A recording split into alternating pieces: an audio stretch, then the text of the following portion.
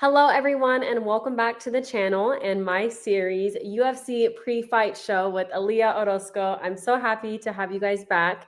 And today I am joined with none other than UFC fighter Adrian Yanez. Well, I appreciate you taking the time Mhm, because it's a really important week for you. You have mhm. a fight quickly approaching this Saturday, December 14th, and it's the last UFC fight card of the year. How does it feel for you to be on that? And yeah, how do you just feel going into this fight? Yeah, like just the opportunity to be on the last one is pretty cool. Just because you get to finish off the year on a high note. Uh, yeah, here in Florida too, where the weather's not like crazy cold, it's just Mm-hmm. nice. It's like 60s, so nice to be able to take a walk around the town and all that stuff. So it's pretty cool, man. It's a pretty big blessing because it's right before Christmas, so Mm-hmm. get an extra couple checks and then go spend it on the family. Exactly. Oh, that's probably really nice. Has it been hard though, like training with like the holidays around, like Thanksgiving and stuff? You probably had to like make sure you didn't eat all the good sides and stuff. Oh yeah, so it was Thanksgiving and then the next day was my birthday, so that it was just like a double it was just a double slap in the face for me. So I didn't even get to enjoy cake. I had to enjoy one of those like those I think they're called Halo Top. I had a Halo Top birthday cake, the little cup. So I was like, Hmm. while everybody else had an actual cake, I had the little I'm like sitting back, I'm just sitting back just mean mugging everybody. They ate your birthday cake for you. Yeah. I had the little healthy version, so a little upset, but it's okay. Well, are you going to celebrate once you become, well, if you become victorious on Saturday night? Are you going to have like a big celebration for kind of everything you missed, your birthday, the holidays? Are you going to eat real good? Oh man, yeah, absolutely. I'm like I don't even think it's gonna be like a celebration. It's just gonna be me hitting buffets left and right. There's a Colombian spot right down the road that I just noticed from my house that I'm like, you know what, I'm gonna go try that spot. And then there's a couple other places I really want to go back to. A lot of places I've been looking at this week since I've been cutting weight. Just like, oh, okay, I'm gonna go try this spot. I'm gonna go try this spot. So I have a couple places in mind where I want to go. Oh, you already have a whole list. That's Oh funny. yeah. What's your like favorite, I guess, cheat meal? Like when you're cutting weight, what's the thing that's usually on your mind and like the first thing you normally want to eat after Hmm. you're done?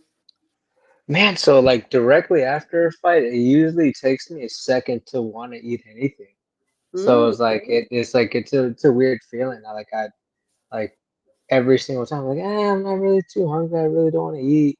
But beforehand, I'm just like, no, I want this, I want this, I want this. So, but for me, if I'm like a super simple person, man, you can get me like a $5 box from Little Caesars and I'd be happy. So I'm not really even uh like I'm not too deep of a person when it comes to food. You can go to the McDonald's and get myself a well, hold on, never mind. I'm going too deep. I'm going too deep. Yeah, I'm going too deep. I have a little bit more class. Give me some Whataburger or something, you know? you're like, hold on, actually, wait a Yeah, minute. yeah, hold on, wait a minute.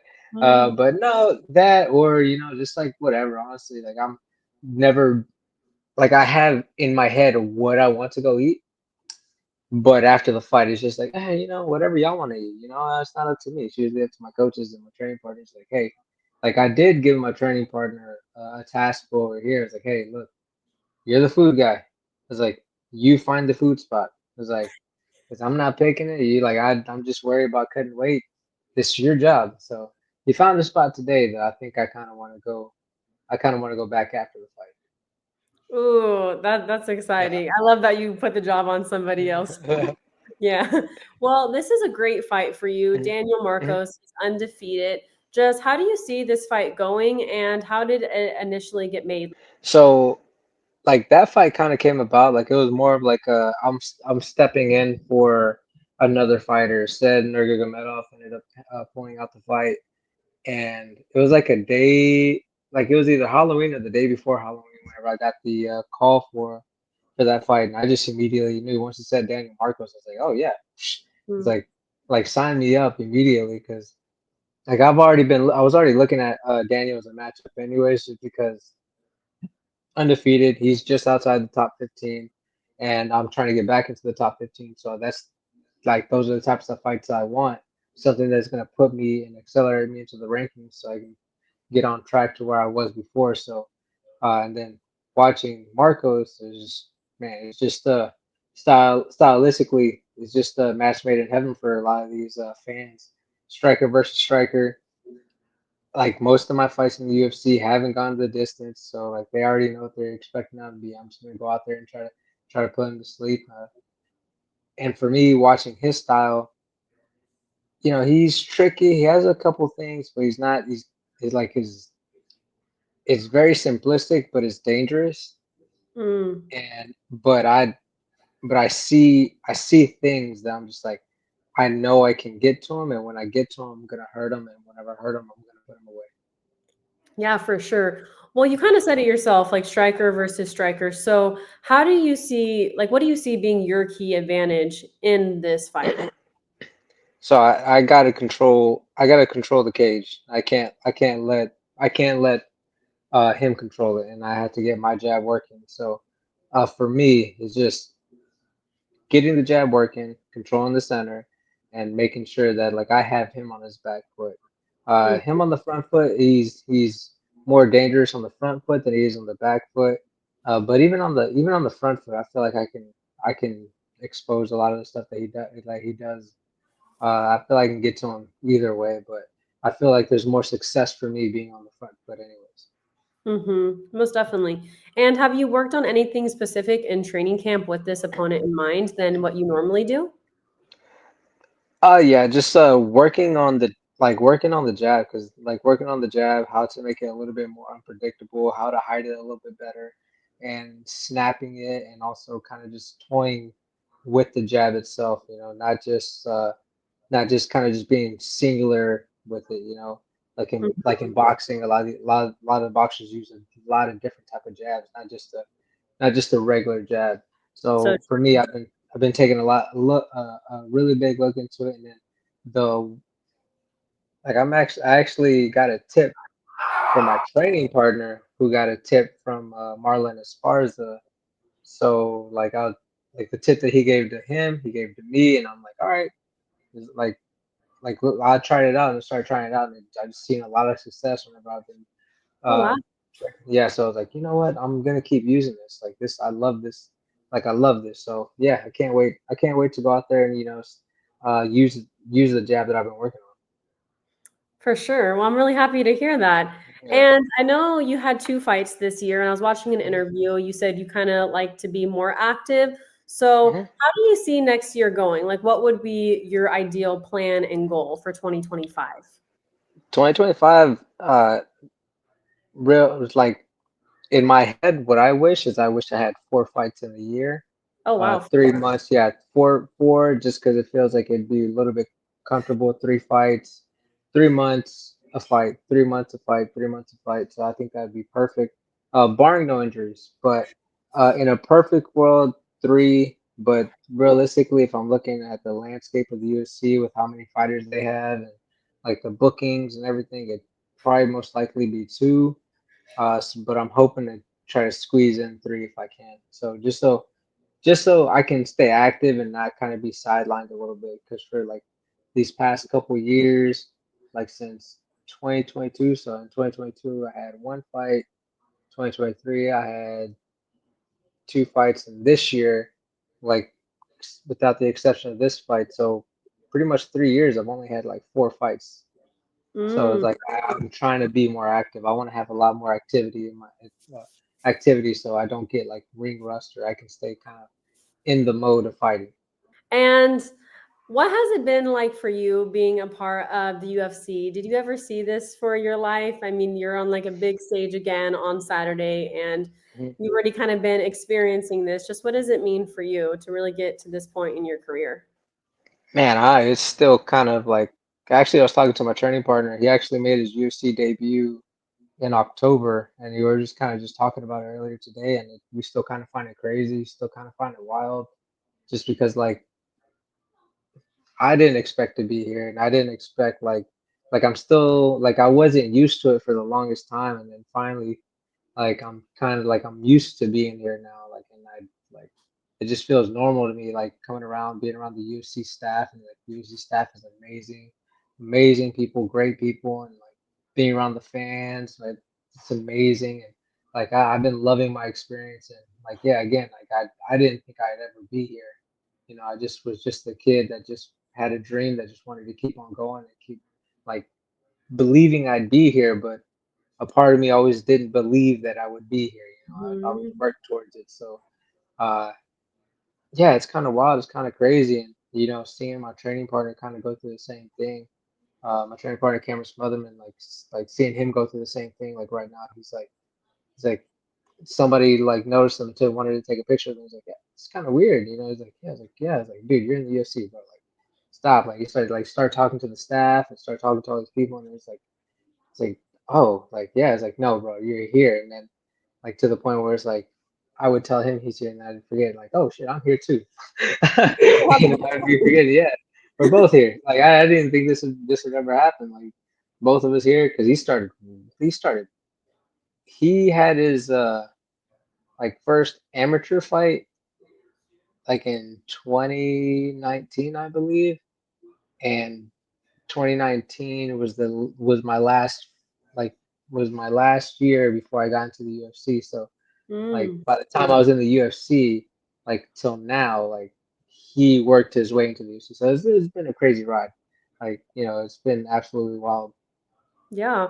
And I think everyone would have a different take, but I want to hear from your own perspective of your life. What has been the most pivotal moment for you in your career thus far? Oh man, there's been plenty of like pivotal parts. I it would probably be uh, a moment like it wasn't even in the UFC. It was whenever I was fighting a guy who's in the UFC now. We had a tough fight. I was fighting for a belt, and it was against Miles Johns. And I remember fighting. It was a close split decision. I lost that fight, but I remember being in the back and just being like, I know I didn't give it my all. Like I just felt disgusted with myself, knowing that didn't I didn't push myself the way I should have. Like I was doing it for everybody else and not for myself. And I was so disgusted with myself. And then right after that, I was like, I told myself I'm never gonna let that happen again. And it stuck with me. And that, like after that loss, I went on my run and I went to the UFC. I went on a 9 fight win streak, and Wow. yeah, that kind of that like shot me into where I'm at now. So, you know, that was a very pivotal moment for me. The next pivotal moment, there's a lot of ups and downs in my career. Like it's like that I can look at and be like, oh, you know what? Like I can't pinpoint one, but the one that sticks out the most to me was definitely that one because that put me on the trajectory that I'm on now. Wow, that's great to hear. Thank you so much for sharing that. And Mhm. what would you say is just your overall goal in the sport? Like, does legacy matter to you? Yes, legacy does matter to me. I do feel like I want to be known as the guy that like every time they stepped in, like you got to remember you have to watch a Adrian Yanez fight. You have to watch a Yanez fight. I messed up myself just now. I'm sorry. Yeah, yeah, yeah. Now, but yeah, like anytime Yanez steps into the cage, like it's gonna be a fight. You know, like I hate to say it, but uh like pretty much like when you think of Ward and Gotti, like you just think like just fighting bangers and all that stuff. You just think like I like Manny Pacquiao, like his legacy, you know, just being humble, being Mhm. quiet, and just was ferocious in the ring. So like legacies like that would like to leave like that type of a legacy. You know, I would love to hold the title around my waist just to solidify that as well. Uh, but yeah, like I feel like that's the type of legacy I want to live. You know, be like never letting whatever type of like sea level fame I get from this UFC, uh, like get to my head. You know, and just stay me consistently, and you know, and stay fighting ferociously, no matter what, no matter who's put in front of me. So that's what I'm really like that's what I would really want to leave behind. And then also to being able to have the most bonuses in the UFC so I can invest it and never have to fight again. Yes, that part, that part too. Yeah. For sure. I can't wait to see you get there. Most definitely. And if you weren't a UFC fighter, I've been asking all the fighters this lately, Mhm. what would you be doing? Oh man, I think it'd be super typical, for me at least. I would probably be working in the plants, the chemical plants, just because everybody like that, that's my I was raised around chemical plants, and Eh? that's literally what everybody would just go right into. And I feel like if I didn't have fighting, I just would have fell into the normal, like it just would have been normal just to fall right into it. Fighting again gave me something, to do, and it gave me like some type of drive. Before that, it was just like it was just gonna be like, oh man, you're just gonna go to work, and Mm-hmm. thankfully I found fighting and I fell in love with it. Once I found, I knew that that's one thing I always wanted to do. So thankful for fighting, because if not, I'd be sitting in a control room, pressing buttons. I cannot see you doing that now. I wouldn't want to do it. Yeah. I know it's great. We all have our own little destinies, and that's great Mhm, that that was a mhm, passion of yours from a young mhm, age. mhm. Well, why should fans tune in on December 14th? Why should they watch this upcoming fight of yours? Man, I just feel like it's gonna be a fan-friendly fight. You have two strikers that want to get a finish. Like I've heard him in interviews saying that he feels like he's gonna finish me, and I want him to try to prove that, because once he tries to prove it, I'm gonna knock him out. So that's one thing I'm looking forward to, because the fans should definitely look forward to, because again, the fans know me. Like I Mm, think I only have one decision in the UFC, so I'm not looking to back down. I'm looking to stay in the fight and try to take somebody's head off. So for me, that's what I want, and I think the fans are gonna really appreciate that, because I'm looking to create a spectacular highlight knockout. Yeah. hmm No, I for surely saw that. They love your fights. I was watching some videos of you and I saw the comments. I was like, yes, for sure. Well, who is your favorite UFC fighter? Like, is there anyone that you looked up to growing up? Oh, I have too many to count, but the one where like is my absolute favorite, it was Cain Velasquez. I got to meet him once, and like after me, like I had like favorite fighters. I had Cain Velasquez, Anderson Silva, Jose Aldo, Yeah. uh who else? GSP too, but not as much as the other three that I named. But Cain Velasquez was one of my favorites, and because he was a Mexican American, not the biggest heavyweight, hmm technical, cardio, pushed the pace, and always looked to gun for a finish. And the time that I met him, he was such the sweetest person. Like I was like, I did one of those fan moments where I was just telling him like, man, like your fight with Brock Lesnar was so amazing. It's like it means so much to me that you're like actually listening to me and all that.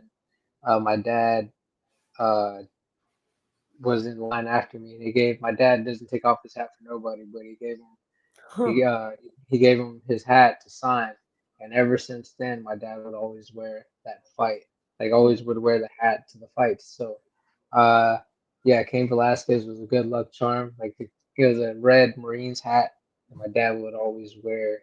And it was just, yeah, it was just the good luck. It was the good luck charm. It was the fight. It was the fight ready hat. So, yeah, Cain Velasquez is definitely one of my favorites. Wow, that's a great story. And my last question for you, I really appreciate you taking the time today. What was your favorite fight of the year? Like, what would be the fight of the year in your book? Man, there's just too many. Too Right? many. Yeah, I would, just because of how it finished, and like I was kind of on my toes the whole entire fight, is definitely the Max Holloway versus the Justin Gaethje fight. And once you kind of watch back that fight, it was kind of like a little bit of back and forth. Like Max was kind of running away with it was running away with it, but it was like